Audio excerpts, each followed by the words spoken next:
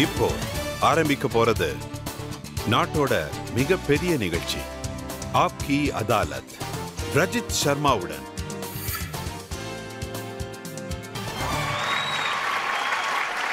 வணக்கம். தேங்க்யூ. ஆப்கி அதாலத்துல இன்னைக்கு வரப்போற விருந்தினர் இவர் அரசியல்லையும் வழக்கு வாதாடுறதுலயும் எக்ஸ்பர்ட்டான ஒரு தலைவர். பேசுறதுல நிகரற்றவர். அவரோட பார்ட்டிய பிரச்சனையிலிருந்து காப்பாத்தினவர். அமைச்சரவையில பல கடினமான பொறுப்புகளை பார்த்துக்கிட்டு இருந்தவர். இப்போ தேர்தல் மைதானத்தில் இருக்காரு. Please welcome former minister Ravishankar Prasad.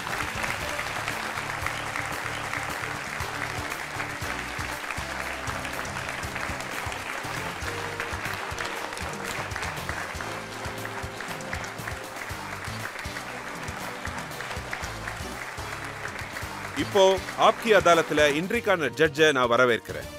இவர் ஒரு முக்கியமான நபர். 30 வருஷமா பத்திரிகையாளரா இருக்காரு. இவர் ஒரு ஆத்தர், ஆக்டிவிஸ்ட். அதோட இவர் சென்ட்ரல் இன்ஃபர்மேஷன் கமிஷனரா இருந்திருக்காரு. Please welcome Uday மஹூர்கர்.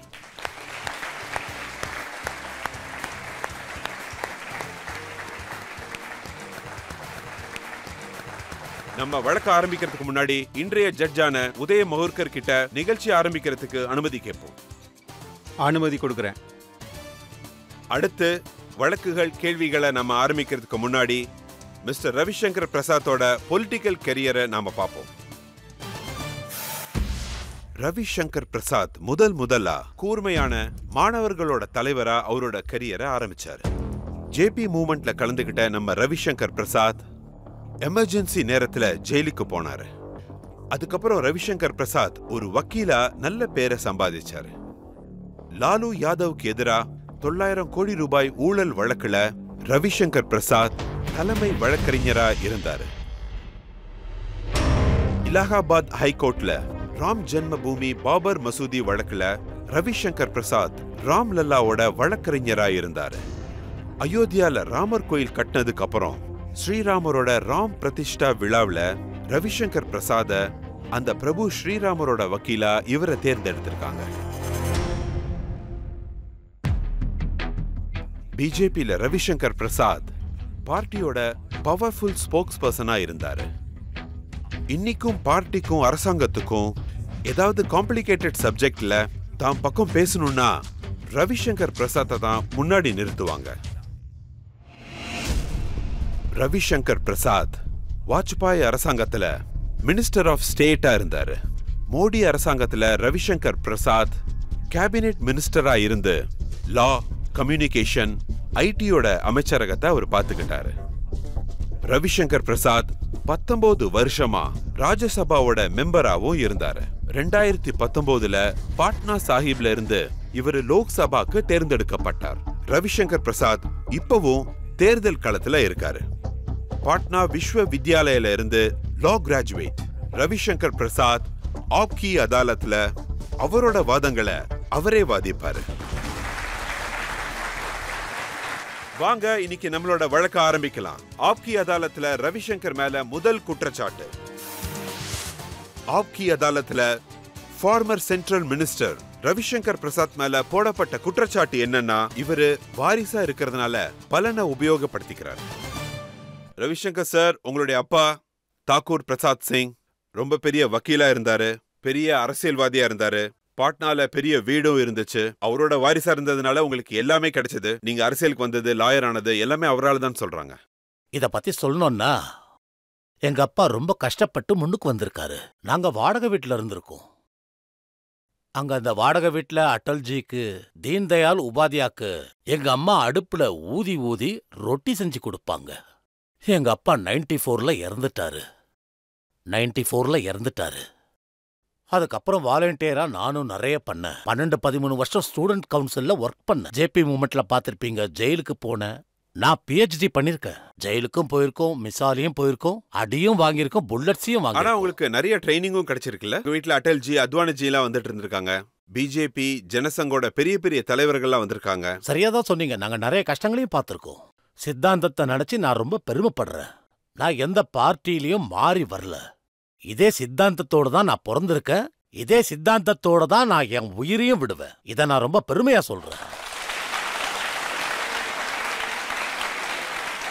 ஆனா நீங்க ரொம்ப கஷ்டப்பட்டுட்டு இருக்கிற நேரத்துல, ஜெயபிரகாஷ் ஜியோட போராட்டம் நடந்துட்டு இருக்கிற நேரத்துல லாலு யாதவ் உங்களுக்கு தலைவரா இருந்தாராமே. நீங்க சொன்னது சரிதான்.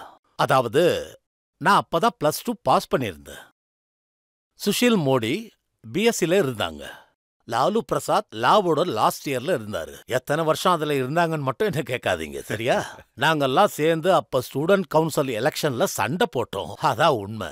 நான் அசிஸ்டன்ட் ஜெனரல் செக்ரட்டரி ஆன, சுஷில் மோடி ஜெனரல் செக்ரட்டரி ஆனாரு, அப்புறம் பிரசிடென்ட் ஆனாரு. ஏதாவது பெருசா பண்ணணும்னு நினைச்சோம். வேலையின்மை எதிர்த்து போராடணும். அதுக்கப்புறம் ஜேபி வந்தாரு. அப்புறம் மிசால அரெஸ்ட் பண்ணாங்க. அவரு உங்க கூடயே இருந்திருக்காரு, அப்புறம் நண்பனாவும் இருந்திருக்காரு. போராட்ட காலத்துல உங்க கூட சேர்ந்து ஜெயிலுக்கும் வந்திருக்காரு. ஆனா அவர் சிஎம் ஆனதுக்கு அப்புறம் நீங்க அவர் மேல ஊழல் வழக்க போட்டுட்டீங்க. இப்படி அவர் முதுகிலே குத்திட்டீங்களே. சரிங்க ராஜன் சார், நான் கேட்கறத சொல்லுங்க. கேள்விக்கு பதில சொல்லுங்க. ஜேபி என்ன சொல்லிருக்காரு? ஊழலை ஒழிச்சு புது பீகாரை உருவாக்கணும்னு சொன்னாரு. அதோட பிரணாய் இந்த லாலுஜி ஊழலோட ராஜாவாயிட்டாரு. அந்த ஊழல் வழக்கு என்னன்னு என் நண்பர்களுக்கு சொல்றேன். 3000 கோழிங்க 2 மாசத்துல 5 கோடி விலையான தானியங்களை சாப்பிட முடியுமா? புரியுதா? ஏழைகளோட மாடுகளுக்கு கொடுக்கணும்னு சென்ட்ரல் கவர்மெண்ட் ஸ்கீம். சப்ளை ஆச்சா? ஆயிடுச்சு. என்ன பண்ணீங்க? இது என்ன கேள்வி? பஸ்ல ட்ரக்ல பண்ணோம். அதுக்கப்புறம் ஸ்கூட்டர்ல கொண்டு போனாங்கன்னு தெரிஞ்சுது. அப்படின்னா மாடுங்க, எரும மாடுங்கெல்லாம் ஸ்கூட்டர்ல சப்ளை பண்ணாங்களா? இதெல்லாம் திருட்டு. பிஐஎல் போட்டேன். அந்த நேரத்துல நான் ரொம்ப பெரிய ரிஸ்க் எடுத்தேன். இந்த மாஃபியா ஆளுங்கள்லாம் எங்களை கொன்னு இருப்பாங்க. சுஷில் மோடி பெட்டிஷன்ல நான் வக்கீலா இருந்தேன். சிபிஐல என்கொயரி நடந்தது. எல்லாரும் மாட்டிக்கிட்டாங்க. ஆனா ரஜன் சார், யாராலையும் வெளியே வர முடியல. சின்ன சின்ன சப்ளையரும் ஜெயிலுக்கு போனாங்க. லாலுஜி 4 வழக்குல உள்ள போயிருக்காரு. ஐஏஎஸ் ஆபீசர்ஸும் உள்ள போனாங்க. இன்கம் டாக்ஸ் கமிஷனரும் போனாங்க. நிறைய அமைச்சர்களும் போனாங்க. நான் ரொம்ப சந்தோஷப்படுறேன். ஊழலை ஒழிக்க ஜேபி கத்து கொடுத்திருக்காரு. இப்ப அதை பண்ணிக்கிட்டு இருக்கோம். என்ன பண்றது? ஆனா அந்த நேரத்துல என்ன சொன்னாங்கன்னா, நீங்க லாலுஜி மேல எதுக்காக கோவமா இருந்தீங்கன்னா, அவரு அத்வானிஜியோட ரதத்தை நிறுத்தினாரு, அவரோட ராம ஊர்வலத்தை நிறுத்தி அவரை ஜெயில போட்டதால நீங்க கோவமா இருந்ததா சொல்றாங்க. அதோட அத்வானியோட வக்கீல். நீங்க சொன்னது சரிதான். இப்பவும் நான் வக்கீலா தான் இருக்கேன். நான் பாட்னா ஹைகோர்ட்ல வாதாடும் போது என்ன கூப்பிட்டாரு. எனக்கு ஒரு விஷயம் சொல்லுங்க, எலெக்ஷன்ல ஜெயிச்சதுனால திருட்டுக்கான லைசன்ஸ் அவருக்கு கிடைச்சதா என்ன? லாலுஜி செக்யூலர் ஆயிட்டாரு. அதோட நீங்க கம்யூனல் ஆயிட்டீங்க. அப்புறம் ராமருக்கும் வக்கீல் ஆயிட்டீங்க.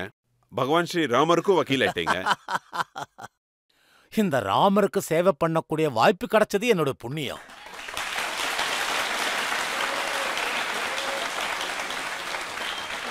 இந்த விஷயத்தை எல்லாரும் முன்னாடியே நான் நம்பிக்கையோட சொல்றேன். சுப்ரீம் கோர்ட்ல இருந்தேன். 2004 இருந்து சுப்ரீம் கோர்ட்ல இருந்தேன். கடவுள் ராமர் குடிசையில இருந்தாரு.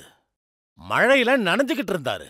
பாபர் மசூதி வணங்கறதுக்கான இடம் கிடையாது, அடிமைத்தனத்துக்கான அடையாளமா இருந்தது. ஆனா சுப்ரீம் கோர்ட் தீர்ப்பு கொடுத்துருச்சு. சுப்ரீம் கோர்ட் என்ன சொல்லுச்சுன்னா, முஸ்லிம் பக்கத்துல இருந்து எந்த ஆதாரமும் கொடுக்கல. அதாவது அதனால அவங்களுக்கு சொந்தமானதுன்னு நிரூபிக்க முடியல. இன்னொரு விஷயம், பாபர் மசூதி அங்க கட்டினதுக்கு அப்புறமும் ராமர் பிறந்த இடம்ங்கிறதுனால இந்துக்களோட நம்பிக்கை போகவே இல்லை. எல்லாரும் அங்க போய் வணங்கிட்டு இருந்தாங்க. சைக்கலாஜிக்கல் சர்வே சர்வே பண்றப்போ 8வது நூற்றாண்டிலிருந்து அந்த கோவில் அடித்தளத்துல இருக்கு. கோவில் மேலதான் அந்த மசூதியே கட்டியிருக்காங்க. நாங்களும் இதான் சொல்லிக்கிட்டு இருந்தோம். ரஜத் சார், நீங்க அனுமதி கொடுத்தீங்கன்னா நான் உங்ககிட்ட ஒரு விஷயம் சொல்றேன். தயவு செஞ்சு தப்பா நினைச்சுக்காதீங்க. ஒருவேளை அந்த இடத்த உடைக்கலன்னா சுப்ரீம் கோர்ட் நம்ம பக்கம் தீர்ப்பை கொடுத்தோம் அந்த இடத்த இடிக்க சொல்லிருப்பாங்களா? சொல்லிருக்காதுல்ல, சொல்லிருக்க மாட்டாங்க. இந்துக்கள் பெரிய மனசோட அதை விட்டுருங்க, அதை விட்டுட்டு பக்கத்துல வேணா கோயில் கட்டிங்கன்னு சொல்லிருப்பாங்க. அது மன்னிப்புக்கான அடையாளமா இருந்திருக்கும். ஒரு பழமொழி சொல்லுவாங்கல்ல ரஜத் சார், ராமர் என்ன நினைக்கிறாரோ அதுதான் நடக்கும்னு. அதனாலதான் அழகான கோவில் அங்க கட்டப்பட்டிருக்கு. இப்பதான் ஆப்கி அதாலத்துல சில நாட்களுக்கு முன்னாடி தான் அசாதுதீன் ஓவைசி சார் வந்திருந்தாரு. அவர் என்ன சொன்னாருன்னா, எனக்கு தெரிஞ்ச வரைக்கும் அங்க பாபர் மசூதி இருந்துச்சு, இன்னைக்கும் அது பாபர் மசூதியா தான் இருக்கு, அது எப்பவும் அப்படிதான் இருக்கும்னு சொன்னாரு. சரி, பகல்ல கனவு காண்றவங்கள நம்ம தப்புன்னு சொல்ல முடியாது. இதுக்கு மட்டும் பதில் சொல்லுங்க. இத பாருங்க, கடவுள் ராமரோட கோவில் கட்டும் போது நானும் அங்க இருந்தேன். அங்க அவ்வளோ பெரிய அயோத்தியா கட்டப்பட்டு இருக்கு. அதுக்கான காரணம் என்ன? வேர்டிகன் நல்லா கட்டிருக்காங்க, மக்கா நல்லா கட்டியிருக்காங்க. எங்க ராமர் மட்டும் சந்துலையும் சேத்துலையும் குடிசையிலையும் இருக்கணுமா? நம்ம ராமருடைய ராஜ்யமும் உலகத்தோட அழகான ஊரா இருக்கணும். அதனாலதான் கட்டிக்கிட்டு இருக்கோம். உங்க எல்லார்கிட்டயும் ஒண்ணு கேட்டுக்கிறேன். அங்க லதா மங்கேஷ்கரோட ஷோ இருக்கு, எல்லாரும் அங்க போகணும். அங்க ஒரு வீணை இருக்கு, கோயில் ஹாலெல்லாம் லதாஜியோட பாடல்களை கேட்டுக்கிட்டே இருக்கலாம். அங்க சரையோ நதியும் இருக்கு. அத பாக்கறதுக்காக 50 கோடி மக்களும் வந்திருக்காங்க. அதனாலதான் மக்கள் என்ன சொல்றாங்கன்னா, பாரதிய ஜனதா பார்ட்டி இந்த ராமர் கோயில உபயோகப்படுத்தி தேர்தல்ல ஓட்டு வாங்க பாக்குறாங்கன்னு சொல்றாங்க. அப்படிலாம் கிடையாது. அது இப்ப மட்டும் கிடையாது. உங்களுக்கே தெரியும், பல வருஷமா நீங்க எடிட்டரா இருந்திருக்கீங்க. போராட்டம் ஆரம்பிச்சதுல இருந்தே நாங்கெல்லாம் ஓட்டுக்காக தான் பண்றோம்னு சொல்றாங்க. ஆனா லோக்சபா தேர்தல் முடிஞ்சிருச்சு. 14ல ஜெயிச்சோம், 19லயும் ஜெயிச்சோம், 24ல 400 சீட்டுக்கு மேல போகும். அது வேற விஷயம், விடுங்க. ஆனா கண்டிப்பா கோவில கட்டுவோம்.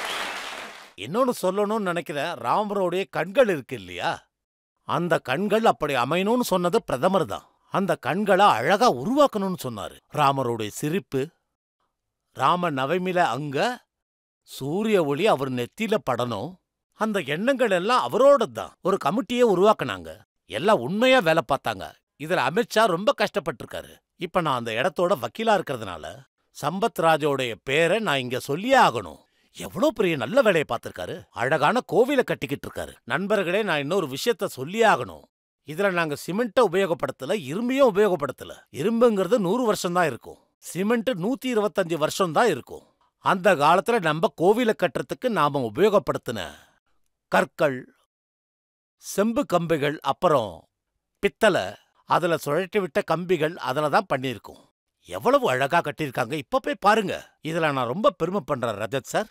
ராமருக்கு எப்படி அணில் உதவி பண்ணிச்சோ, இந்த கோவிலுக்கான வேலையில நானும் இருந்தது எனக்கு ரொம்ப சந்தோஷமா இருக்கு. ஆனா இப்ப பாத்தீங்கன்னா ராகுல் காந்தி இந்த மாதிரி சொற்பொழிவு எல்லாம் கேட்க மாட்டாரு. அவரு நியாய யாத்திரா போகும்போது மக்கள் கிட்ட என்ன சொன்னார்னா, ராமர் கோயிலோட கும்பாபிஷேக விழால அங்க அம்பானி இருந்தாரு, அப்புறம் அதானியும் இருந்தாரு, அமிதாப் பச்சன் இருந்தாரு, ஐஸ்வர்யா ராய் அங்க டான்ஸும் பண்ணாங்கன்னு. நான் ஐஸ்வர்யா ராய் ஏழை மக்களையும் பார்க்க முடியலன்னு சரி, சொன்னாரு. நான் அங்கதானே இருந்தேன். அங்க ஐஸ்வர்யா ராய் வரவே இல்ல. ராகுல் காந்திக்கு யாரு ஹோம்ஒர்க் பண்ணி கொடுக்கறாங்க? இதுதாங்க எனக்கு புரிய மாட்டேங்குது. அட கொஞ்சமாவது புரிஞ்சுக்கங்க.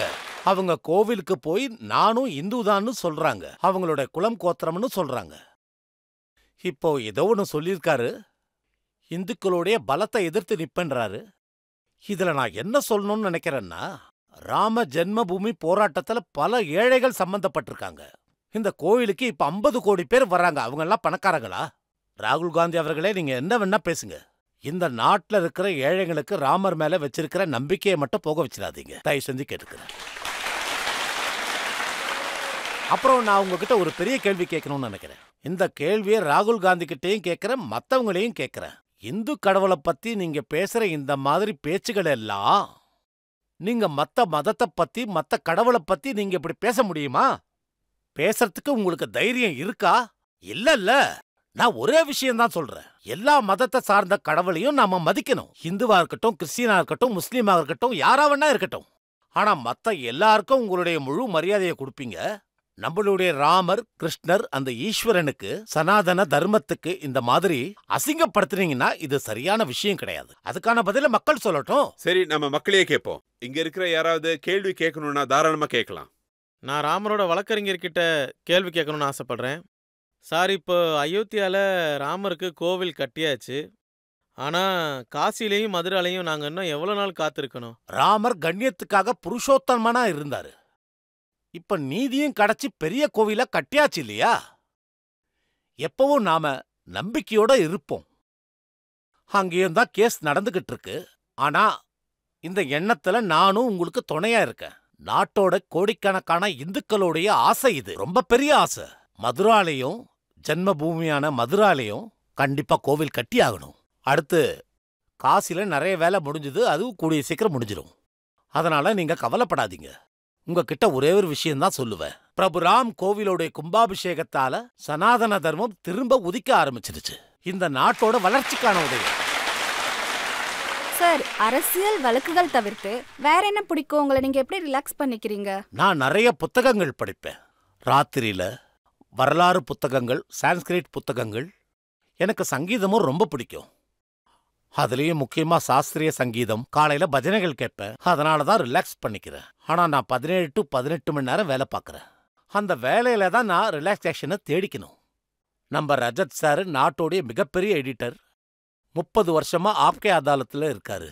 இதுல தான் இவருக்கு சந்தோஷம் கிடைக்குது. அதனால குட் ஒர்க் பண்றதுனால ஒரு ரிலாக்ஸேஷன் கிடைக்குது இல்லையா, அதோட சந்தோஷமே வேற. அதுதான் எனக்கு ரொம்ப தேவை.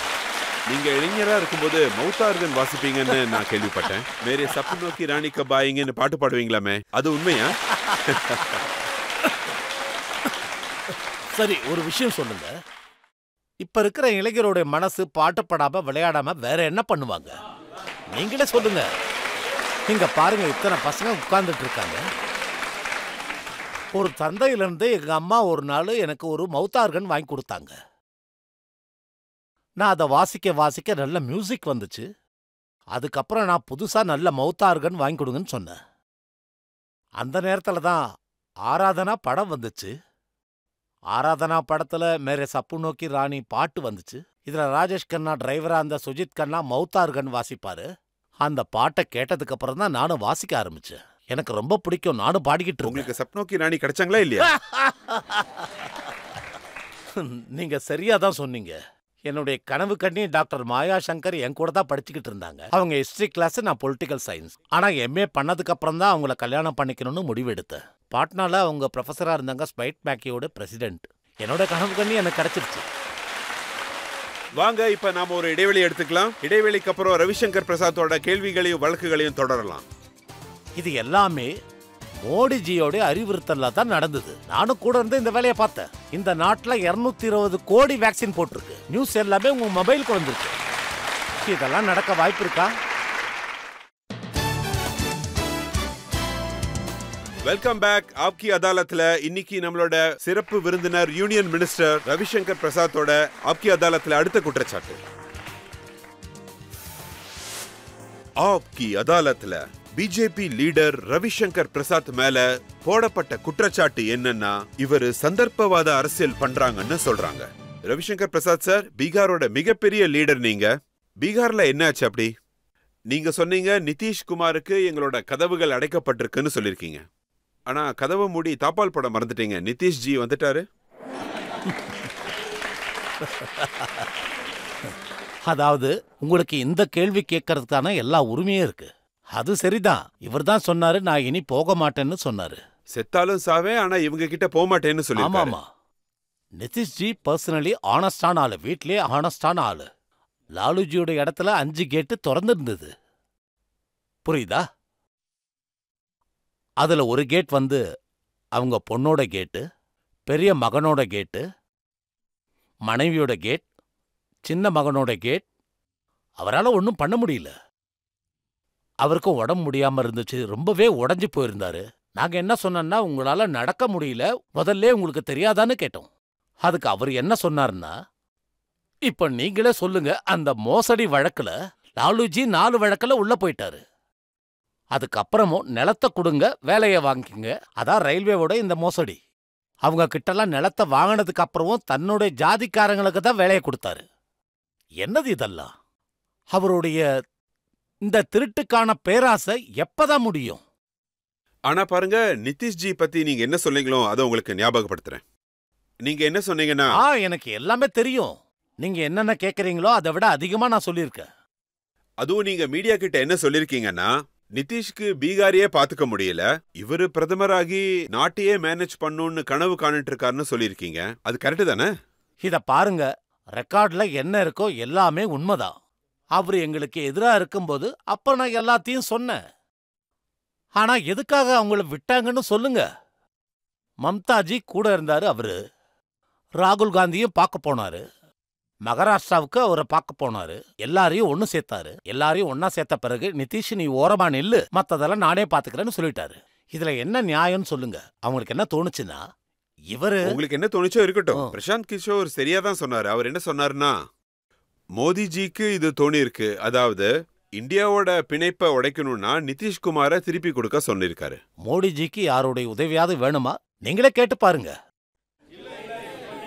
பாத்தீங்களா? ஆனா மோடிஜி எவ்வளவு பெரிய தலைவர். அவர் அங்க என்ன சொன்னாரு? ஒற்றுமையே இந்தியா கூட்டணியோட பலம்னு சொன்னாரு. இப்ப நீங்க பாத்தீங்கன்னா அதான் நடந்துகிட்டு இருக்கு. இப்போ இங்க வரத்துக்கு முன்னாடி நான் ஒன்னு கேள்விப்பட்டேன். மகாராஷ்டிராவும் விளிம்புல இருக்கான். நான் இங்க வரத்துக்கு முன்னாடி இந்த நியூஸ் எனக்கு கிடைச்சது. இத பாருங்க. இங்க இருக்கிற எல்லாருக்கும் ஒன்னு சொல்றேன். ஒரு விஷயத்த நீங்க எல்லாரும் நல்லா புரிஞ்சுக்கங்க. நாங்க நட்புக்கான உறவை தான் ஏற்படுத்திக்கிட்டு இருக்கோம். 2014 மோடிஜி ஜெயிச்சப்போ மத்த அலைன்ஸை தான் மந்திரியாக்குனாரு. 2019 இன்னொரு பெரிய வெற்றி கிடைச்சது. அப்பவும் அலைன்ஸை தான் மந்திரியாக்குனாரு. இததான் நட்பு பாராட்டுறதுன்னு சொல்லுவாங்க. இப்பெல்லாம் யாரு ஒன்னா இருக்காங்க, எப்ப பிரிஞ்சு போறாங்க, யார் எந்த பக்கம் இருக்காங்கன்னே தெரியாது. ஆனா இந்த ஆளுங்க போய் தேஜஸ்வி என்ன சொன்னார்னா, சித்தப்பா எதுவுமே சொல்லல, எதுவும் சொல்லாம கட்சி மாறிட்டாரு, ஏதாவது சொல்லிருக்கலாம்னு சொல்றாரு. இத பாருங்க சார், தேஜஸ்வி வயசுல சின்ன பையன். அதனால நான் அவ்வளவு பேசக்கூடாதுன்னு நினைக்கிறேன். அவருக்கும் அவங்க அப்பாவுக்கும் சித்தப்பாவுக்கும் என்ன பேச்சு நடக்குது நமக்கு எப்படி தெரியும்? ஆனா நான் உங்ககிட்ட ஒரு முக்கியமான விஷயத்த சொல்லணும்னு நினைக்கிறேன். கட்சியை உடைக்கிறது, கட்சி மாறுறது, இந்த பாலிடிக்ஸ்ல முடிஞ்சுது. இப்ப பர்ஃபார்மன்ஸ்க்கான பாலிடிக்ஸ் நடந்துகிட்டு இருக்கு. நாட்டுடைய மக்கள் நம்ம கிட்ட நிறைய எதிர்பார்க்கறாங்க. ஒரு நல்ல அரசாங்கத்தை உருவாக்கணும்னா இதுவரைக்கும் என்ன கொள்கையில இருக்கிறோமோ அதே கொள்கையில நாம இருக்கணும்னு. நல்லபடி ஆட்சி பண்ணி நல்லது பண்ணீங்கன்னா ஆசீர்வாதம் கிடைக்கும். இல்லனா வெளியே தள்ளி போட்டுருவாங்க. கட்சியை உடைக்கிறது கையாளுறதுல வேண்டாம். சரியா தானே சொன்னேன்? நாட்டுல இப்படிதான் இருக்கணும். தேஜஸ்வி பேசுறத பத்தி கேட்கும்போது அவர் சின்ன பையன்னு நீங்க எதுவும் சொல்ல மாட்டேன்றீங்க. ஆனா அவருக்கு எதிராக நிறைய கேசஸ் மட்டும் போடுறீங்களா, அது எப்படி? ஆமா, நீங்க எதுக்காக என்ன ப்ரொமோட் பண்றீங்க? அவரோட வயசு என்ன? உங்ககிட்ட எத்தனை ப்ராப்பர்ட்டிஸ் இருக்கு? அத பத்தி நீங்களே சொல்லுங்க. எல்லாமே சார்ட் ஷீட்ல இருக்கு. இந்த சொத்தெல்லாம் எங்க இருந்து வந்துச்சு? எனக்கு இன்னும் தாடியே வரல, ஆனா அதுக்குள்ள எப்படி ப்ராப்பர்ட்டி வரும்னு கேக்குறாரு. அது எப்படி சாத்தியமாகும்னு கேக்குறாரு. நானும் இந்த நாட்டோட ஒரு சின்ன வக்கீல் தான். இவ்வளவு ப்ராப்பர்ட்டியை என்னால யோசிச்சு கூட பார்க்க முடியல. இவ்வளவு ப்ராப்பர்ட்டி எப்படி வந்துச்சு? இத பாருங்க. உங்களால, உங்க மீடியாவால மக்கள் முன்னாடி நீங்க எந்த உண்மைகளையும் மறைக்க முடியாது. இதெல்லாம் கதைகள் தான். ஆனா தேஜஸ்வியோட ஆர்கியூமெண்ட் சரிதான். அவரோட அரசாங்கம் இருக்கும்போது வேலை வாய்ப்புகள் கொடுத்துக்கிட்டு இருந்தாங்க. ஆனா நீங்க அவங்க வீட்டுக்கு இடி சிபிஐ அனுப்பியிருக்கீங்க. அவங்க வேலையும் நிறுத்திட்டீங்க. எவ்வளவு வேலை வாய்ப்பு கொடுத்தாங்க? அது அப்ப ரொம்ப பெரிய பிரச்சனையா இருந்தது. நாங்க சில பதில்களை நாங்க தேர்தலுக்கு நடுவுல சொல்லுவோம். புரியுதுல? இப்ப இருக்கிறது digital India, make in India, start up India. இன்னைக்கு இந்தியாவில் ஆப்பிள் தயாரிக்கிறாங்க, சாம்சங் தயாரிக்கிறாங்க, 1,00,000 கோடிக்கான மொபைலை எக்ஸ்போர்ட் பண்றாங்க. இதெல்லாம் நடக்க வாய்ப்பு இருக்கா? டிஜிட்டல் இந்தியால பாக்குறப்ப இதுக்கு முன்னாடி நாம கொரோனா நேரத்துல எல்லாருமே ஒர்க் ஃப்ரம் ஹோம் பாத்தீங்கல்ல, கிளாஸஸ் ஃப்ரம் ஹோம் பண்ணீங்க இல்லையா? கோர்ட்டு தீர்ப்பு கூட வீட்ல இருந்தே வந்தது. நம்மளால முடியுது, நம்ம பண்ணிக்கிட்டே இருக்கோம். நீங்களும் பண்ணுங்க. நீங்க விமர்சனம் மட்டும் பண்ணிக்கிட்டு திட்டு மட்டும் திட்டிக்கிட்டே இருந்தீங்கன்னா எப்படி எல்லாம் நடக்கும் சொல்லுங்க. அவங்க எல்லாம் என்ன கேக்குறாங்கன்னா, ஒருவேளை உடம்பு சரியில்லாம போனா நீங்க ராமர் கோயிலுக்கா போவீங்கன்னு கேக்குறாங்க. சரிதான், சரிதான். நீங்க கேட்ட கேள்வி ரொம்ப சரிதான். ராமர் கோயிலுக்கெல்லாம் போக வேண்டாம். ராமரை நினைச்சுக்குங்க. 5 லட்சம் கொடுக்கக்கூடிய ஆயுஷ்மான் பாரத் இருக்கு. மக்கள் மருந்து மையத்துல மருந்தெல்லாம் கம்மி விலையில கிடைக்குது. நம்ம நாட்டில் தயாரிக்கப்பட்ட வேக்சின் இருக்கு. அதை மக்களுக்கு இலவசமா கொடுத்துக்கிட்டு இருக்காங்க. இன்னைக்கு நான் உங்க எல்லார்கிட்டயும் ஒரு கேள்வி கேட்கிறேன். நீங்க எல்லாம் வேக்சின் போட்டுக்கிட்டீங்கல்ல? உங்க எல்லாருக்கும் முதல் டோஸ் எப்ப போடணும், எங்க போடணும்ன்ற நியூஸ் யார் கொடுத்தது? மொபைல்ல வந்துச்சு இல்லையா? இது எல்லாமே மோடிஜியோட அறிவுறுத்தல்ல தான் நடந்தது. நானும் கூட இருந்து இந்த வேலையை பார்த்தேன். இந்த நாட்டுல 220 கோடி வேக்சின் போட்டிருக்கு. நியூஸ் எல்லாமே உங்க மொபைலுக்கு வந்திருக்கு. இதெல்லாம் நடக்க வாய்ப்பு இருக்கா? ஆனா இந்தியாவில் நடந்தது. இதுதான் டிஜிட்டல் இந்தியா. இது எல்லாத்தையும் நீங்க ஆக்சஸ் பண்ணிக்கணும், புரிஞ்சுக்கணும், இன்ஃபர்மேஷன் கிடைக்கணுங்கிறதுக்காக தான். இங்க பாருங்க சார், நம்ம சொல்ல போனா இன்னொரு கேள்வியும் கேக்குறாங்க. ஒருவேளை பசி எடுத்துச்சுன்னா கோவில் மூலமா என்ன கிடைக்க போகுது? கோயிலுக்காக செலவு பண்ண அந்த கோடிக்கணக்க காசை ஏழைகளுக்கு கொடுத்துருக்கலாம்னு சொல்றாங்க. அத பத்தி 80 கோடி மக்களுக்கு ஃப்ரீ சாப்பாடு போடுறாங்க. இப்ப அந்த மாதிரி கிடையாது. ஏழ்மை இப்போ ரொம்பவே குறைஞ்சிருக்கு. எங்களுடைய எண்ணம் என்னன்னா, நம்மள பத்தி நம்ம பிரதமர் என்ன யோசிக்கிறாருன்னா, இந்த நாட்டுல கோவிலும் முக்கியம், வேலை வாய்ப்புகளும் முக்கியம். சனாதன தர்மத்துக்கு மரியாதை கொடுக்கறதும் முக்கியம், நல்லபடியா ஆட்சியை நடத்துறதும் முக்கியம். ரெண்டுமே நடந்துகிட்டு இருக்கே, அதுல என்ன பிரச்சனை இருக்கு? பாதுகாப்பு ரொம்ப முக்கியம். யாராலையும் நாட்டுக்கு கெடுதல்னா உங்களுக்கான பதிலடி கிடைக்கும். அவசியம் ஏற்பட்டா வீடு புகுந்தும் அடிப்போம். இதுவும் நடக்கும். ஏன் நடக்காதுங்கிறீங்க?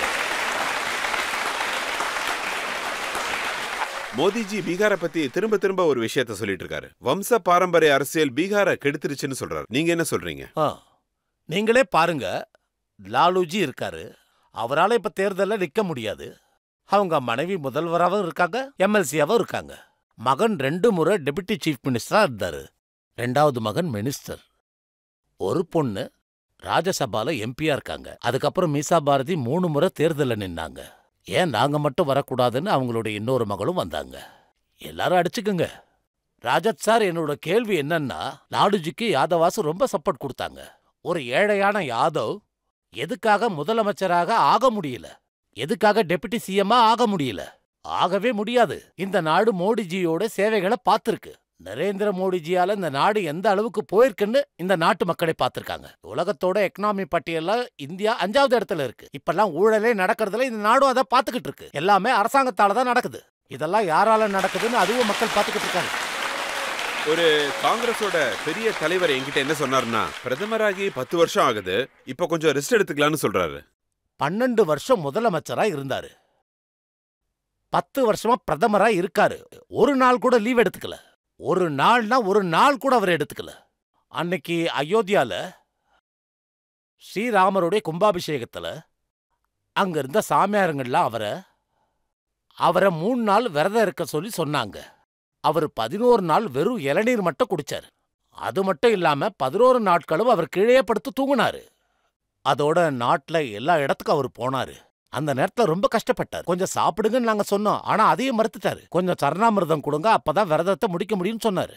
அது மட்டும் இல்லாம இவரு நம்ம நாட்டுக்காக கஷ்டப்படுறாரு, பல இடங்களுக்கு சுத்தி வர்றாரு. ரஜித் சார் சொல்லணும்னா அவருக்கு கடவுள் நல்ல உடல்நிலையை கொடுக்கணும். அவர் இதுவரைக்கும் ஓய்வெடுத்து நான் பார்த்ததே இல்ல. நீங்களும் பாத்தீங்கன்னா தெரியும், டிவில தான் காமிக்கிறாங்களே. இங்க போறாரு, அங்க போறாரு, உள்நாட்டுல இருக்காரு, வெளிநாட்டுக்கு போறாரு. இதெல்லாம் என்ன, 4-5 வருஷமா அவரு கேதார்நாத் குகையில தியானம் பண்ணிக்கிட்டு இருக்காரு. இவ்வளவு விஷயம் பண்றான்னா அவருக்குள்ள ஏதோ ஒண்ணு இருக்குதானே. நான் ரொம்ப பெருமையா சொல்றேன், நரேந்திர மோடி ஒரு சிறந்த தலைவர், சிறந்த தொழிலாளி, சிறந்த தலைவர். நமக்கு பிரதமரா இருக்காரு. அவர் ஏழைகளுக்காக பாடுபடுறாரு. இப்ப நாம சிறிய இடைவேளை எடுத்துக்கலாம். இடைவேளைக்கு அப்புறம் ஆப்கி அதாலத்ல ரவிசங்கரோட கேள்விகளையும் வழக்குகளையும் நம்ம தொடரலாம். நரேந்திர மோடிக்கு எதிராக நிக்கிறவரு, நரேந்திர மோடிக்கே சவால் விடுற ஒரே ஆளு அரவிந்த் கெஜ்ரிவால் தான். அதனாலதான் அவரை பிடிச்சு ஜெயில போட்டீங்கன்னு சொல்றாங்க. சரி, இத சொல்லுங்க. உங்களை பத்தி நீங்களே பேசிக்காதீங்கன்னு நாங்க எப்ப சொன்னோம்? காசியில போட்டிடணும்னு நினைச்சீங்க, அங்கேயும் தோத்துட்டீங்க. Welcome back. ஆப்கி அதாலத்ல நம்ம வழக்க நடத்திட்டு இருக்கிறது யூனியன் மினிஸ்டர் ரவிசங்கர் பிரசாத்துடன். ஆப்கி அதாலத்ல அடுத்த குற்றச்சாட்டு. ஆப்கி அதாலத்ல பிஜேபி லீடர் ரவிசங்கர் பிரசாத் மேல போடப்பட்ட குற்றச்சாட்டு என்னன்னா, இவரோட அரசாங்கம் இடி சிபிஐ தப்பா உபயோகப்படுத்துறாங்கன்னு. ரவிசங்கர் சார், எல்லாரும் இததான் கேக்குறாங்க. 2 முறை மக்கள் எல்லாம் சேர்ந்து டெல்லியில முதலமைச்சரை தேர்ந்தெடுத்திருக்காங்க. 2 மாநிலங்கள்லயும் எந்த பார்ட்டி ஜெயிக்கும்னு நினைச்சிட்டு இருந்தாங்களோ, தேர்தல் நேரத்துல அவங்கள ஜெயில போடுறது இடி பண்ற மிஸ்யூஸ் இல்லையா? இவங்களை அரெஸ்ட் பண்ணதுல நான் எதுவும் சொல்ல முடியாது, ஏன்னா அது ஈடியோட வேலை. நான் இப்ப நீங்க கேட்ட கேள்விக்கு பதிலா நான் ஒரு கேள்வி கேட்கிறேன். மணிஷ் சிசோதியா 1 வருஷமா ஜெயில இருக்காரா இல்லையா? என்னாச்சு அதுக்கு? ராஜ்கோட்ல யாராவது போய் தர்ணா பண்ணாங்களா என்ன?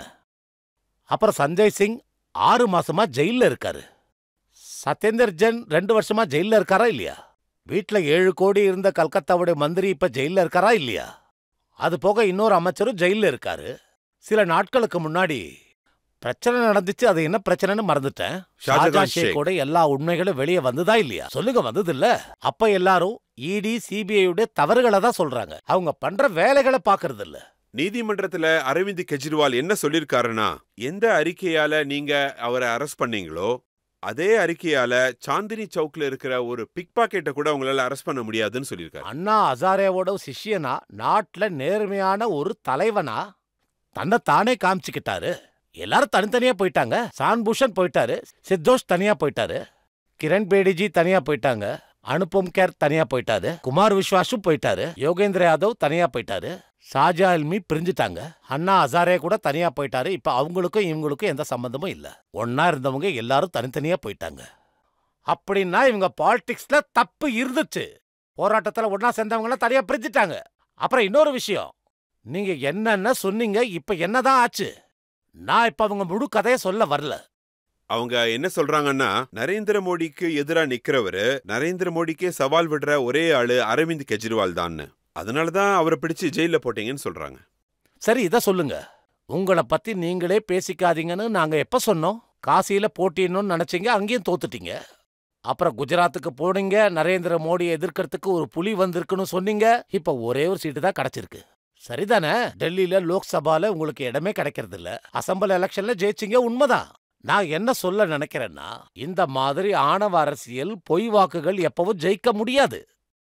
இங்க இருக்கிற பப்ளிக் எல்லாருக்கும் தெரியும், எல்லாருக்கும் புரியும். அவங்கள ட்ரஸ்ட் பண்ணுங்க. ஆனா அவங்க சொல்றதும் சரிதானே. எவ்வளவோ ரைட்ஸ் நடந்துச்சு, ஆனா ₹1 கூட கிடைக்கலையே. இத அவங்க தான் சொல்றாங்க. ஈடி எப்ப இத சொன்னாங்க? ஈடியோட தன் முடிவுகளை ஆப்கே அதாலத்லயும் டிவிலையும் சொல்லாது. அவங்க கோர்ட்ல தான் பேசுவாங்க. ஒரு முறை நீங்க உங்க ரிப்போர்ட்டர்ஸ் கிட்ட சொல்லி ஈடி கோர்ட்ல என்ன சொன்னாங்கன்னு கேளுங்க, அப்ப தெரிஞ்சிரும்ல. சிஎம் அரெஸ்ட் பண்றது என்ன சாதாரண விஷயமா? நீங்க ஒரு சிஎம் ஊழல் பண்றீங்கன்னா பண்ணுங்கன்னு விட்டுற முடியுமா? லாலுவும் ஜெயிலுக்கு போனார்ல, ஹெமாஞ்சும் ஜெயிலுக்கு போனாரு. எத்தனை அமைச்சருங்க ஆனா இது போயிருக்காங்க. கொஞ்சம் வித்தியாசமானது. ஜெயில இருந்தே அரசாங்கத்தை இது நடத்துவேன்னு ரொம்ப சொல்றாரு. பிரமாதம் சார், ரொம்ப அருமை. சபாஷ். நாட்டுல இவங்க எல்லாரும் எத்திக்ஸ பத்தி பேசுறாங்க. அண்ணா ஹசாரேவை பாத்தீங்கன்னா எந்த ஒரு பொலிட்டிக்கல் ரெக்கார்டும் இல்ல. இவர் இந்தியன் ரெவென்யூ சர்வீஸ்ல ஆபீசரா இருந்தாரு. அங்க என்ஜிஓ நடத்தினாரு. சில வேலை எல்லாம் நடந்துச்சு. அண்ணா ஹசாரே பார்ட்டியில குதிச்சாரு, கட்சி தலைவர் ஆனாரு. நல்ல விஷயம் தான், மக்கள் எல்லாம் பாராட்டினாங்க. ஆனா அவருக்கு பெருசா பொலிட்டிக்கல் ரெக்கார்ட்ஸ் கிடையாது. எப்படி இவங்க ஜெயில இருந்து அரசாங்கத்தை நடத்துவாங்க? நாட்டுல இப்படி நடந்ததே இல்ல. இதோட அர்த்தம் தான் என்ன? இதுக்கான அர்த்தம் அவங்க மனைவி சொன்னாங்க. கெஜ்ரிவால் அவங்க கிட்ட என்ன சொன்னாருன்னா, என்னோட உடம்பு மட்டும்தான் ஜெயில இருக்கு, ஆனா என்னோட மனசு பூரா வெளியே தான் இருக்குன்னு அடடா சொல்லிருக்காரு. அடடா, ரொம்ப சபாஷ். நானும் கை தட்டுறேன், நானும் கை தட்டுறேன். அதோட அவரு இன்னொரு விஷயத்தையும் சொல்லிருக்காரு. ஒருவேளை நீங்க உங்க கண்களை மூடி யோசிச்சீங்கன்னா உங்க பக்கத்துல நான் இருப்பேன்னு சொல்லிருக்காரு. இது டூ மச் இல்லையா? இந்தியனோட ரெவென்யூ சர்வீஸ்ல இருக்கிற ஒருத்தர் ஐஐடி கரக்பூர்ல படிச்சவரு, டாடா ஸ்டீல்லையும் ஒர்க் பண்ணாரு, அண்ணா ஹசாரேவோட சிஷ்யரா இருக்காரு. இவர் இப்படியா பேசுவாரு? நாட்டோட அரசியல் எங்க தான் போய்கிட்டு இருக்கு? அதான் ரொம்ப கஷ்டமா இருக்கு. இதை விட அதிகமா நான் வேற எதுவும் சொல்ல முடியாது. இதோட அவர் ஒரு வேளை அதை யோசிக்கிறாருன்னா ஒரு வார்த்தை சொல்லுவாங்க, very new low politics of India. இந்தியாவோட அரசியல்ல இதான் சங்கடத்தின் உச்சம்.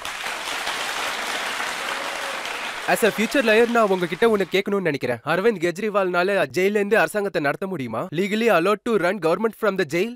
ஜனநாயகத்துல எல்லாமே சட்டத்தால மட்டும் நடந்துராது. ஜனநாயகம் ஜனங்களோட கண்ணியத்தால தான் நடக்கும். இப்போ கெஜ்ரிவால் எவ்வளோ படிச்சவரு, மெகசே அவார்ட் வின்னர், ஐஐடி கிராஜுவேட், அண்ணா ஹசாரேவோட சிஷ்யர். இவர் இந்த மாதிரி பேசினார்னா இப்படிதான் நடக்கும். இதெல்லாம் வெக்கமே இல்லாத விஷயம். இத பத்தி நான் என்ன சொல்றது? ரவிசங்கர் சார், அவருக்கு வெக்கோ இல்லைன்னு சொல்றதெல்லாம் சரிதான், அதுவும் உண்மைதான். அதாவது இந்த மாதிரி ஆளுங்க, வழக்கு போடப்பட்ட ஆளுங்கள்லாம் அந்த நேரத்துல கோல் மினிஸ்டரா இருந்திருக்கீங்க. நவீன் ஜிந்தல் மேல நீங்க அந்த நேரத்துல கோல் மைன்ஸ்ல ஊழல் பண்றதா வழக்கு போட்டிருக்கீங்க. அவர் மேல இடி கேஸும் போட்டுச்சு. ஆனா அவரை நீங்க உங்க பார்ட்டிலே சேர்த்துக்கிட்டீங்க. அதோட அவருக்கு சீட்டும் கொடுத்துருக்கீங்க. அவரு ட்ரையல்ஸ்ல இருக்காரு இல்லையா? இல்ல, நான் கேள்விப்பட்டேன். ட்ரையல்ஸை சஃபர் பண்றாருன்னா சஃபர் பண்ணட்டும். அஜித் பவார், ஆமா, அவரோட கேஸும் நடக்குது. அசோக் சவான், அவரோட கோர்ட் ஸ்டே பல இடங்கள்ல வந்திருக்கு. அசோக் சவானை பத்தி எனக்கு தெரிஞ்ச வரைக்கும் கோர்ட்ல இருந்து அவருக்கு விடுவு கிடைச்சிருக்கு. நான் திரும்பவும் உங்ககிட்ட சொல்றேன், அரசியல்ல இருக்கிற ஆளுங்க எல்லாம் ஒருவேளை அவங்க மேல ஆக்ஷன் எடுக்கிறாங்கன்னா, ஒருவேளை மோடிஜி அவங்க மேல எடுக்கிற ஆக்ஷன்ஸை நிறுத்துறாங்கன்னு சொல்லுங்க. அப்ப நான் உங்க கேள்விக்கு பதில் சொல்றேன். ஒண்ணு கூட அந்த மாதிரி நடந்ததில்ல. பல முறை அரசியல் காரணங்களால நீங்க அந்த முடிவு எடுத்துதான் ஆகணும். வேற வழி எதுவும் கிடையாது. ஆனா இது நேர்மை மற்றும் தூய்மை சம்பந்தப்பட்ட விஷயம். இதுல எந்த காம்ப்ரமைஸும் பண்ண இதனாலதான் மம்தா பானர்ஜிக்கு கேள்வி எழுப்புறதுக்கான வாய்ப்பு கிடைச்சிருக்கு. பாரதிய ஜனதா பார்ட்டி ஒரு வாஷிங் மிஷின் சொல்லிருக்காங்க. வாஷிங் மிஷின்குள்ள கரெக்டட் ஆள் உள்ள போறான், அவனை கழுவி வெளியே அனுப்புறாங்கன்னு சொல்றாங்க. பெங்கால்ல இப்ப என்ன நடந்துகிட்டு இருக்கு இதெல்லாம் தெரியுதா உங்களுக்கு? கோல்டெல்லாம் சீஸ் பண்ணிருக்காங்க. பல பெண்களோட மரியாதை போய்கிட்டு இருக்கு. மம்தாவும் சும்மா இருக்காங்க. எவ்வளவு ஊழல் நடக்குது. இந்து கலாச்சாரத்தை எவ்வளவு அசிங்கப்படுத்துறாங்க. இதெல்லாம் கொஞ்சம் கூட சரியில்லை. மம்தாவும் அவங்களுடைய மருமகன்களும் என்ன பண்றாங்கன்னு என்கிட்ட கேட்காதீங்க. அதுக்கப்புறம் நான் பர்சனலா பேசுறேன்னு சொல்லுவீங்க. அவங்களுக்கு எதிராகவும் கேஸ் நடந்துகிட்டு இருக்குல்ல. பல முறை சுப்ரீம் கோர்ட்டுக்கும் போயிருக்காங்க. ரிலீஃப் கிடைச்சுதா? அதனால இந்த மாதிரி விஷயத்தெல்லாம் மம்தாஜி கிண்டல் பண்ணிக்கிட்டு இருக்காங்க. அவங்க கிண்டல் பண்ணட்டும், விடுங்க. ஆனா மக்கள் இந்த முறை பெங்கால்ல வரலாற்று காணாத முடிவை கொடுக்க போறாங்க. நீங்களே பாருங்க. இதெல்லாம் மக்கள் தான் முடிவு பண்ணணும். மக்கள் கிட்ட இருந்து யாராவது கேள்வி கேளுங்க. காங்கிரஸ்ல இருக்க மக்கள்லாம் இப்ப பிஜேபி கிட்ட சேர்ந்துட்டு இருக்காங்க. அதே ஸ்பீட்ல போனா காங்கிரஸ் முடிஞ்சிரும். நாட்டுல உங்களுக்கு ஒரு ஸ்ட்ராங்கான அப்போசிஷன் வேணும்னு தோணலையா? நீங்க ரொம்ப சரியா சொன்னீங்க. I totally agree with you. ஜனநாயகத்துக்காக ஒரு நல்ல ஆப்போசிஷன் தேவை. ஆனா ஆப்போசிஷன் நல்லபடியா இருக்கணும், பத்திரமா இருக்கணும்னா இதோட கான்ட்ராக்ட் நாங்க எப்படி எடுக்க முடியும்?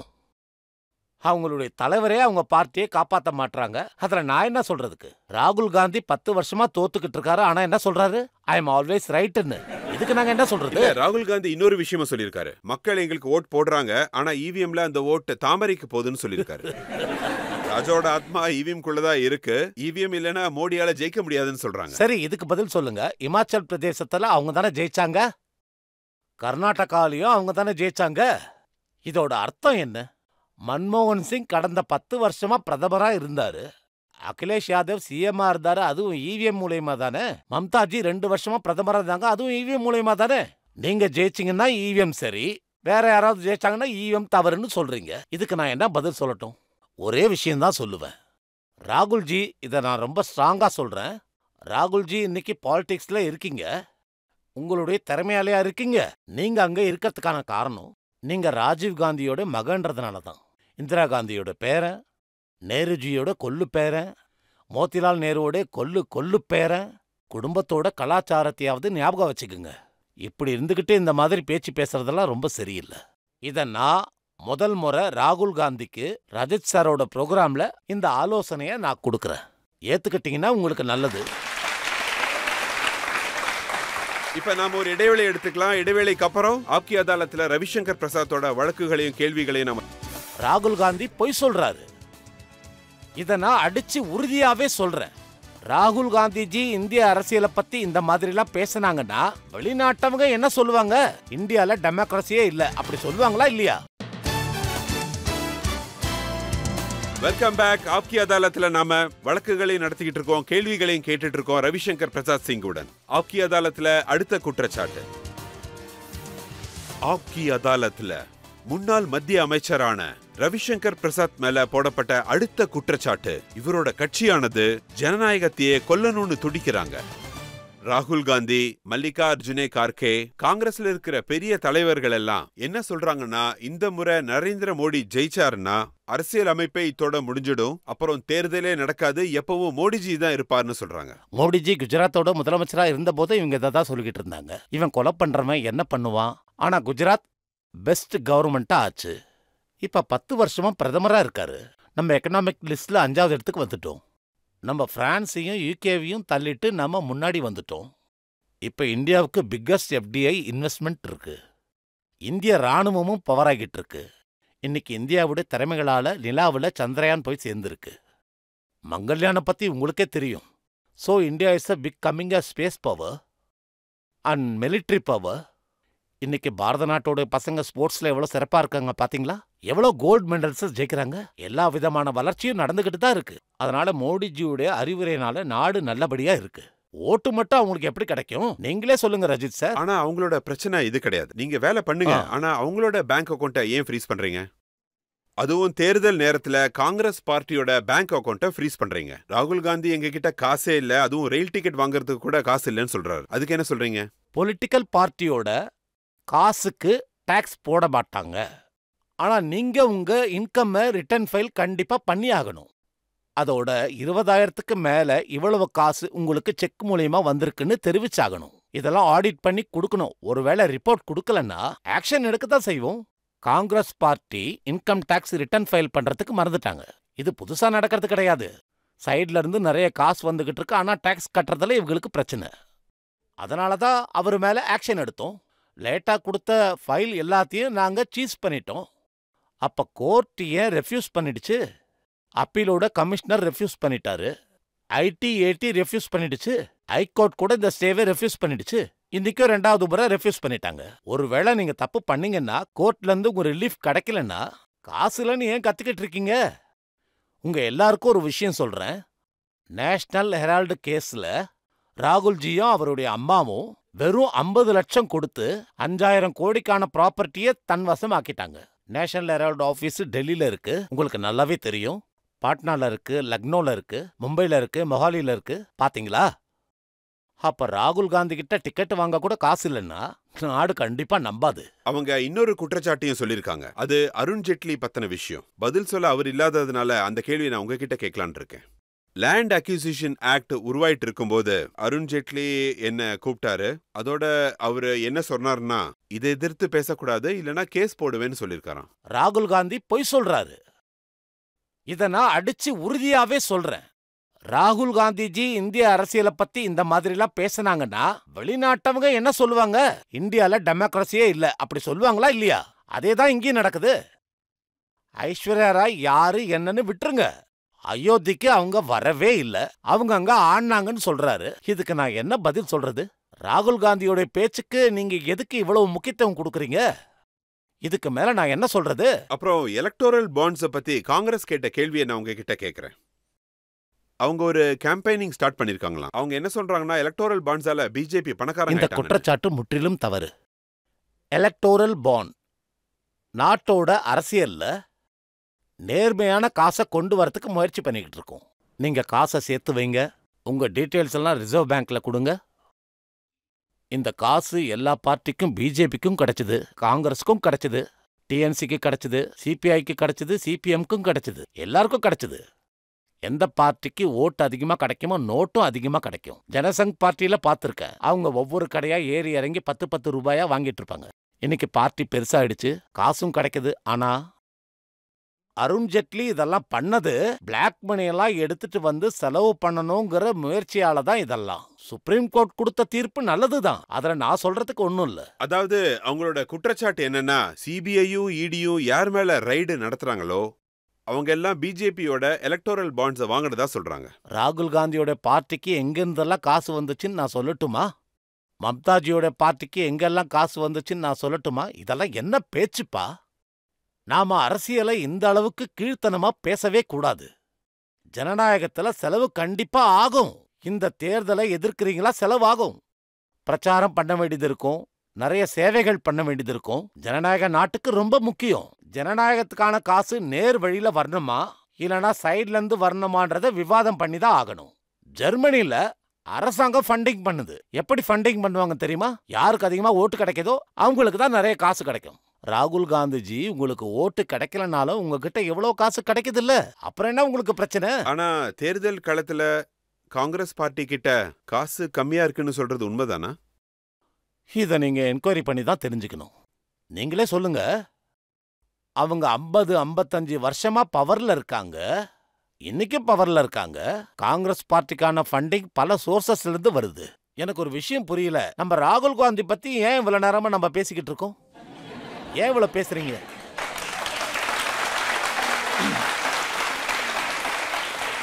அதனாலதான் நீங்க அவரை பத்தி நிறைய விஷயங்களை சொல்றீங்க. அதையும் நான் செக் பண்ணேன். அப்பப்ப நீங்க இவர் ஹோம்ஒர்க் பண்றது இல்லைன்னு சொல்லிருக்கீங்க. பார்லிமெண்ட்ல இவரு ஹோம்ஒர்க்கே பண்றது இல்லைன்னு சொல்லும் போது அங்க இருந்த எம்பிஸ் எல்லாம் அவரை முட்டாள்னு சொல்றாங்க. நான் இப்பயும் சொல்றேன், ராகுல் காந்தி ஹோம்ஒர்க் பண்றது இல்ல. அவரால லான்ச் ஆக முடியலன்னு சொல்றீங்களா? நீங்க ஒரு விஷயம் சொல்லுங்க, ஒரே ப்ராடக்டை எத்தனை தடவை லான்ச் பண்ணுவீங்க? நான் 2004 இருந்து பாத்துக்கிட்டு இருக்கேன். ராகுல் காந்தி விபாசனாக்கு போய் திரும்ப வந்தாரு. வெரி ரீஃப்ரெஷ் ஆகி ராகுல் காந்தி திரும்ப வந்தாரு. அப்புறம் ஜெயிச்சாங்க, திரும்ப ராகுல் காந்தி போயிட்டாரு. அன்புன்ற கடையை திறக்க போனாரு, திரும்ப ராகுல் காந்தி போயிட்டாரு. எத்தனை முறை திரும்ப திரும்ப லான்ச் ஆகுவீங்க? இந்த நாட்டுக்கு நான் சீரியஸ் பொலிட்டீஷியன் பிடிக்கிறது இல்ல. நான் சொல்றது புரியுதில்ல உங்களுக்கு? ஒருவேளை சீரியஸ் பொலிட்டீஷியனா இருந்தா சீரியஸா பேசுங்க. உங்க நோக்கத்தை சொல்லுங்க, உங்க கொள்கைகளை சொல்லுங்க, எப்படி இம்ப்ளிமெண்ட் பண்ண போறேன்னு சொல்லுங்க. அதுக்கப்புறம் எங்க கிட்ட விட்டுருங்க, நாங்க பார்த்து உங்களுக்கு ஓட்டு போடுறோம். இவர் இந்த மாதிரி கீழ்த்தனமா பேசிக்கிட்டு இருந்தாருன்னா, அவரு என்னென்ன சொன்னாரு? மோடிஜியால என்ன நேரா பார்க்க முடியாது சொன்னார்ல, எப்பயும் அதான் சொல்றாரு. அதாவது மோடிஜியே என்ன பார்த்து பயப்படுறாரு. ஆமா, அதான் சரியா சொன்னீங்க. அப்ப நான் இதுக்கு என்ன பதில் சொல்றது? 5 நிமிஷம் நான் பார்லிமெண்ட்ல பேசினா பூகம்பமே வந்துடும் சொல்லியிருக்காரு. சொல்ல போனா நான் அவருடைய சொற்பொழிவே கேட்டுக்கிட்டு இருந்தேன். அப்புறம் நான் தான் பதில் சொல்லணும்னு சொன்னாங்க. நான் ரொம்ப கவனமா கேட்டுக்கிட்டு இருந்தேன். அப்புறம் பேச ஆரம்பிக்கும் போது அவர் போயிட்டாரு. என்னுடைய சொற்பொழிவை அதுக்கப்புறம் கொடுத்தேன். நான் அந்த பூகம்பத்துக்காக தான் காத்துக்கிட்டு இருந்தேன். என்னடா பூகம்பம் இன்னும் வரவே இல்லையே. ஆனா நாங்க பாதுகாப்பா தான் இருந்தோம். அவர் என்ன சொல்றாருன்னா, அதானி சொல்ற மாதிரி தான் மோடி நடந்துக்கிறாரு. அரசாங்கம் முழுக்க அதானிக்காக தான் வேலை செய்யறாங்க. முற்றிலும் தவறு. ராஜஸ்தான்ல கேலத்தோட அரசாங்கம் இருந்தப்ப கூட அதானியோட வேலை நடந்துச்சா இல்லையா? கேரளால சிபிஎம் பார்ட்டி இருக்கும்போது ரிப்போர்ட்டுக்காக அங்க வேலை நடந்துதா இல்லையா? மன்மோகன் சிங் பிரதமரா இருக்கும்போது ஆஸ்திரேலியால இருந்து மைனிங் வேலை அதானிக்கு கிடைச்சதா இல்லையா? நம்ம நாட்டை சேர்ந்தவர் தொழிலதிபரா வளர்ந்தா நல்லதா இல்லையா? உங்ககிட்ட நான் கேட்கணும்னு நினைக்கிற கேள்வி என்னன்னா சார், ஆப்போசிஷனோட சேர்ந்து இந்தியா அலையன்ஸ் ஃபார்மேஷன் பண்ணிருக்கு. இந்தியா அலையன்ஸ் பிஜேபிக்கு எதிராக வரும்னு நினைக்கிறீங்களா? பாருங்க, பிஜேபிக்கு யார் போட்டியா வரணும்னு நீங்க தான் முடிவு பண்ணணும். மக்கள் தான் இந்த முடிவை எடுக்கணும். ஆனா நாட்டோட மூடு 400க்கு அப்பாற்பட்டு இருக்கு. புரியுதுல உங்களுக்கு? இப்பெல்லாம் மக்கள் இந்த மாதிரி தான் ஆயிட்டாங்க. இப்ப நான் அதுக்கான காரணத்தை சொல்றேன், உங்க அனுமதியோட சொல்றேன். மக்கள் ஸ்டேபிள் கவர்மெண்டோட பலம் என்னன்னு பார்த்திருக்காங்க.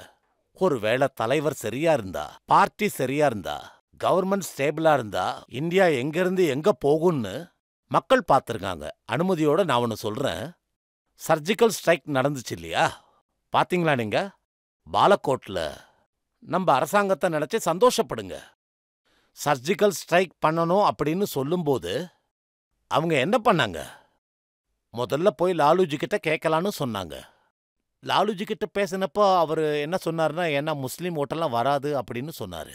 அப்புறம் சவுத் இந்தியா கிட்ட கேட்கும்போது பண்ணவே பண்ணாதீங்கன்னு சொன்னாங்க. நம்ம தோத்துருவோன்னு சொன்னாங்க. 3 நாளுக்குள்ள அவங்க என்னென்ன பண்ணாங்கன்னா, எல்லா டெரரிஸ்டும் ஓடிட்டாங்க, சர்ஜிக்கல் ஸ்ட்ரைக்கே நடக்கல.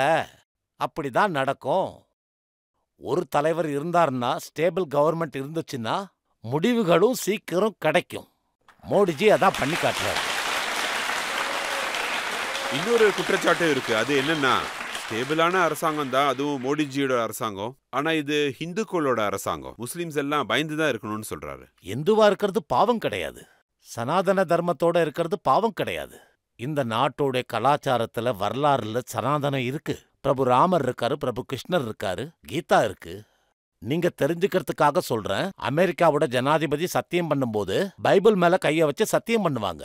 ஒருவேளை நாட்டோடைய உண்மையான அரசியல் அமைப்பை திறந்தீங்கன்னா ஃபண்டமெண்டல் ரைட்ஸ் மேல பிரபுராம் போட்டோ இருக்கும், அப்புறம் கிருஷ்ணரோட போட்டோ இருக்கும். அதை இன்னைக்கு பண்ணிருந்தா பெரிய பிரச்சனையாக்கி இருப்பாங்க. ஆனா இதுக்கான அர்த்தம் இதுவா இருக்காது இல்லையா? நாட்டுல இருக்கிற முஸ்லீம்கள் அவங்களுக்கு பயம் கொடுக்கறாங்கன்ற அர்த்தம் கிடையாது இல்லையா? மோடிஜி ஏழைங்களுக்கு வீடு கிடைக்கும்னு சொல்லும்போது முஸ்லீம் இருக்கிற ஊருக்கு கிடைக்கலையா? ஒருவேளை மோடிஜியோட அரசாங்கம் கேஸ் கிடைக்கும்னு சொன்னாங்கன்னா உஜ்வாலா யோஜனா முஸ்லீம் தாய்மார்களுக்கு கிடைக்கலையா? மோடிஜியோட அறிவுறுத்தலால digital India government service centre ஆரம்பிச்சது. வேக்சின்ஸ் ஃப்ரீயா கொடுத்தாங்க. அப்புறம் என்ன, முஸ்லீம் மக்களுக்கு கிடைக்காதுன்னு சொன்னாங்களா? இதை பாருங்க, நான் சொல்றது பெரிய விஷயம். எங்களுக்கு முஸ்லீம் ஓட்டு கம்மியா கிடைக்குது. ஏன் கம்மியா கிடைக்குதுன்னு தனியா பேசிக்கலாம். ஆனா மோடிஜியோட அரசாங்கம் வந்துச்சுன்னா எல்லாத்தையும் சேர்த்து எல்லாருடைய வளர்ச்சிக்காக தான் அவர் போராடுவாரு. அதுதான் உண்மை. 80 கோடி மக்களுக்கும் சாப்பாடு கொடுக்கறாருன்னா அவர் என்ன முஸ்லீம் மக்களுக்கு மட்டும் சாப்பாடு போட மாட்டேன்னா சொல்றாரு? விவசாயிகளுக்கு காசு கொடுக்கறாரு. 11 கோடி விவசாயிகளுக்கு வருஷம் 6000 கொடுக்கறாரு. பட்டன் அமைக்கி காசு அனுப்பும் போது முஸ்லீம் விவசாயிகளுக்கு காசு அனுப்பலன்னு சொல்லல. நீங்க அவங்களோட சட்டங்கள்ல இன்டர்ஃபியர் பண்றீங்க, அவங்களோட மதத்திலயும் நீங்க இன்டர்ஃபியர் பண்றீங்க. நீங்க 3 தலாக் சட்டத்தை உருவாக்குறீங்க. மோடிஜியோட அறிவுறுத்தலால முத்தலாக் சட்டத்தை எடுத்து செய்யணும்னு என்கிட்ட தான் கொடுத்தாரு. இதை பத்தி நான் பேசி ஆகணும். அதுக்காக அந்த திட்டத்தை பேன் பண்ணக்கூடாது. ரஜித் சார், அதை பத்தி நான் ரிசர்ச் பண்ணும்போது என்னுடைய தங்கைகள் உட்கார்ந்துருக்காங்க, என்னுடைய பொண்ணுங்க உட்கார்ந்துருக்காங்க. 3 தலாக்ல தலாக் தலாக்னு சொன்னா விவாகரத்தான். சொல்லுங்க, ஏன் ஆச்சு? மனைவி லேட்டா எழுந்திருச்சா தலாக் தலாக் தலாக், சப்பாத்தி தீந்திருச்சா தலாக் தலாக் தலாக். யூபியில ஒரு மனைவி மோடிஜியோடைய சொற்பொழிவை கேட்க போனாங்களா, அதுக்கு தலாக் தலாக் தலாக். என்னை பார்க்கறதுக்காக ஒரு யங் ஐடி ப்ரொஃபஷனல் வந்தாங்க. அவங்க சொன்னதை கேட்டு என் கண்ணில் தண்ணீரே வந்துருச்சு. நான் ஐடி ப்ரொஃபஷனல், என் ஹஸ்பண்ட் துபாயில இருக்காரு, எனக்கு 3வது பொண்ணு பிறந்துருச்சு, வாட்ஸ்அப்ல தலாக் தலாக் தலாக். சிரிக்க வேண்டிய விஷயம் கிடையாது. பாகிஸ்தான்லயும் நிறுத்தியாச்சு, ஈரான்ல, ஈராக்ல, ஜோர்டன்ல, மலேசியால. இங்க ஓட்டெல்லாம் என்ன ஆச்சு? இதை பாருங்க சார். 3 தலாக் சட்டம் வரும்போது சோனியாஜி, மாயாவதிஜி எல்லாரும் அதை ஹோஸ்ட் பண்ணாங்க. மோடிஜி பண்ணுவேன்னு சொன்னாரு, இதை பண்ணா ஜெயிலுக்கு போவீங்கன்னு அப்படின்னு சொன்னாரு. பாத்தீங்களா, அதெல்லாம் குறைஞ்சிருச்சு. அதனால 3 தலாக் என்ற பாவத்தை நம்மெல்லாம் சகிச்சுக்கிட்டு இருந்தோம். அதுவும் யாருக்காக? ஓட்டுக்காக. என்னை பொறுத்த வரைக்கும் இது பெருமைப்பட வேண்டிய விஷயம். தேர்தல் களத்துல ஓட்டுக்காக சிஏஏவை கொண்டு வந்ததா சொல்றாங்க. முஸ்லிம்ஸ் கிட்ட இருந்து டாக்குமெண்ட்ஸ் கேட்கப்படும் அப்படின்னு சொல்றாங்க. இது முற்றிலும் தவறு. சிஏஏ 4 வருஷத்துக்கு முன்னாடி பாஸ் ஆச்சு. சிஏவுக்கும் இந்து முஸ்லிமுக்கும் எந்த விதமான சம்பந்தமும் இல்ல. நான் திரும்பவும் ரஜித் சர்மாவோட இந்த ப்ரோக்ராம்ல டிக்ளேர் பண்றேன். நான் ஒரு சட்ட மாணவனா, எம்பியா, ஃபார்மர் லா மினிஸ்டரா நான் சொல்றேன், சிஏவுக்கும் முஸ்லிமுக்கும் எந்த விதமான சம்பந்தமும் இல்ல. இது வெறும் ஆப்கானிஸ்தான், பாகிஸ்தான், பங்களாதேஷ்ல இருக்கிற Hindus, sick, parsec, Christians India வரத்துக்கு உண்டான சட்டம் இது. பாகிஸ்தான்ல இந்துக்களுக்கு எதிராக கொடுமை நடக்குதா இல்லையா? இந்து பெண்களை ஃபோர்ஸ் பண்ணி அங்க கல்யாணம் பண்றாங்களா இல்லையா? சொல்லுங்க. பங்களாதேஷ்ல இது நடக்குதா இல்லையா? அப்ப அவங்க எல்லாம் எங்க போவாங்க? இந்தியாவுக்கு தானே வருவாங்க. படிச்சிருக்காங்க. அவங்களுக்கு நாம எதுக்காக அடைக்கலம் கொடுக்க கூடாது? ரோஹிங்கியாக்களை குடியேற்றுங்க, அவங்களுக்கும் ரெஃப்யூஜி ஸ்டேட்டஸ் கொடுங்க. இதை மட்டும் சொல்றீங்க. ஆனா இவங்களுக்கு குடியுரிமை இல்லைன்னு சொன்னா அது சரியில்லை. மக்கள் கிட்ட இருந்து ஏதாவது கேள்விகள் இருக்கா? உங்ககிட்ட நான் என்ன கேள்வி கேட்க போறேன்னா, இந்த முறை பிஜேபி தலைவர்கள் எல்லாம் ரொம்ப கான்பிடென்ட்டா இருக்காங்க. கண்டிப்பா 400 சீட்டுக்கு மேல கிடைக்கும்னு சொல்றீங்க. அதுக்கு பின்னாடி என்ன இருக்கு? அது எப்படி சாத்தியமாகும்? நீங்க தான் நடத்தி வைப்பீங்க. வேற என்ன நடக்கும்? ஓட்டர்ஸ் இங்க பாருங்க. 2014 அவங்க ஜெயிச்சிருந்தா கவர்மெண்ட் ஸ்டேபிள் ஆயிருக்குமா? பெரும்பான்மை கிடைச்சிருக்குமா? கண்டிப்பா கிடைச்சிருக்காது. எங்களுக்கு கிட்டத்தட்ட 282 சீட்டு கிடைச்சது. 2019 என்ன சொன்னாங்க? நாங்க ஜெயிச்சு மெஜாரிட்டியை கொண்டு வந்ததுனால எங்களுக்கு 303 சீட்டு கிடைச்சது. ஸோ 10 வருஷத்துல மக்கள் நிறைய பார்த்துருக்காங்க இல்லையா? நாங்க நிறைய சேவைகளை பண்ணியிருக்கோம். அப்ப கண்டிப்பா மக்களுடைய ஆசீர்வாதம் கிடைக்கும். அதுல எனக்கு முழு நம்பிக்கை இருக்கு. இதோட இந்தியாவோட மாற்றத்துக்கான நேரம் இது. India in the cusp of great role for the world. India இன்னும் வளரணும்னு உலகம் வேண்டிக்குது. ஆனா ஸ்டேபிள் வேர்ல்டுக்காக இந்தியா கண்டிப்பா வளரணும். மோடிஜி உலகத்தோட தலைவர், அதானே உண்மை. இதுக்கப்புறம் உங்ககிட்ட நான் 4ஆம் தேதி பேசுறேன். சர்மாஜி, நீங்க அப்ப போன் பண்ணுங்க, நம்ம பேசுவோம். ரவிசங்கர் சார், தேர்தல் நடக்க போது நான் உங்ககிட்ட எல்லா கேள்விகளையும் கேட்டோம். உங்க மேல பல குற்றச்சாட்டுகளையும் போட்டோம். அதுக்கு நீங்க தெளிவா பதில் சொன்னீங்க. இப்ப நாம இடைவெளி எடுத்துக்கலாம். இடைவெளிக்கு அப்புறம் ஆப்கி அதாலத்ல இன்றைய ஜட்ஜ் உதய் மஹூர்கரோட தீர்ப்பு கேட்கலாம்.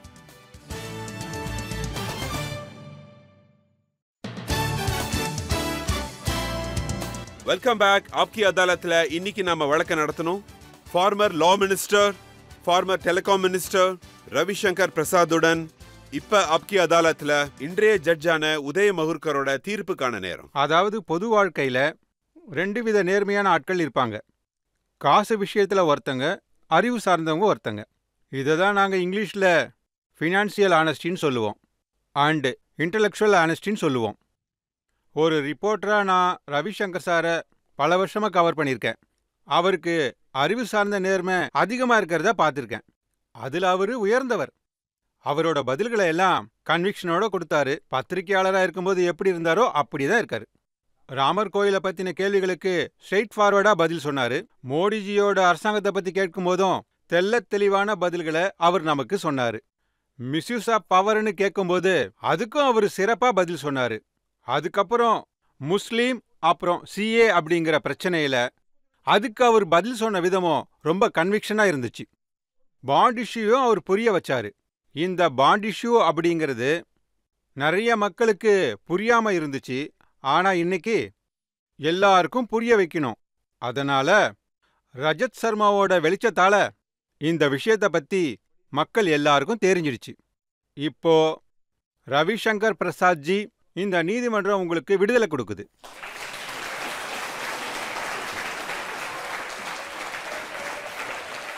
இந்த வலுவான நம்பிக்கையோட ரவிசங்கர் பிரசாத் இதே மாதிரி மக்களுக்கு சேவை பண்ணிட்டே இருப்பாருன்றத நாங்க நம்புறோம். தான் கட்சிக்காக போராடுவாருன்றத நம்புறேன். இன்னைக்கான வழக்கு இத்தோட முடியுது. ஒரு புது விருந்தினரோட உங்களை மறுபடியும் நான் சந்திக்கிறேன். அது வரைக்கும் காத்திருங்க. வணக்கம்.